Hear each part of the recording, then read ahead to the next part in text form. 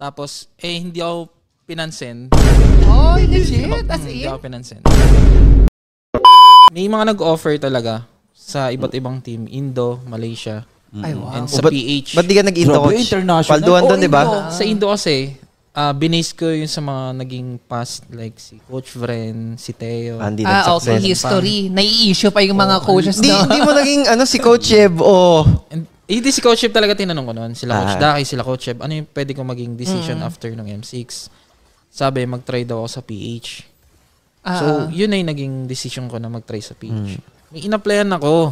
Ayan! Ano yan? Clippers Okay. Records! Ano yan? So, imagine mo sa dami nang nag-offer kay Coach RC na iba't ibang bansa. Meron siyang in-applyan kasi ito yung gusto mong team? Yun talagang gusto kong team. Kung baka kung pupunta ako sa Philippines, ito yung pinakauna ko itatry kasi itong gusto kong ma-pursue. Anong team yan, Coach RC? Which is Aurora. Aurora. Aurora Gaming. Okay, so nag-apply pala si Coach RC. After M6 to after M6? After ng M6. Tapos, hindi ako pinansin. Oh, legit? As in? Hindi ako pinansin. Paano hindi pinansin? Like, as in, walang scene zone or hindi man lang scene? May scene naman, pero parang feel ko na hindi interested. Na-feel ko na hindi interested. Nag-reply? Nag-reply naman. Di lang interesado? Oo. Feel ko na kagad na hindi interested. So, sinabi ko na lang na parang kulang pa. Parang ginawa ko na lang motivation. Yeah. So, pero anong ina-apply mo nun, Coach RC, sa Aurora? Kasi nandun na si Coach MTP, kahit si Dex. Analyst or any coach na pwedeng makatulong sa Aurora. Ganun. Basta in a coaching staff. Pwedeng pamalit ni Bentings that time kasi parang ngayon yung time na mawawala si Bentings Tapos kakailangan nila parang pero analyst type. Oh my God. Sino minessage po? Oh my God. Aurora ha. Si ano? The leader na lang yun.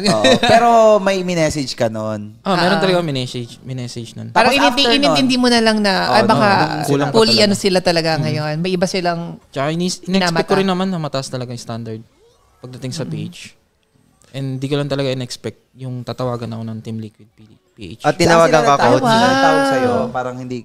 Tinawagan ka agad ako after yung kumatalo sa M6.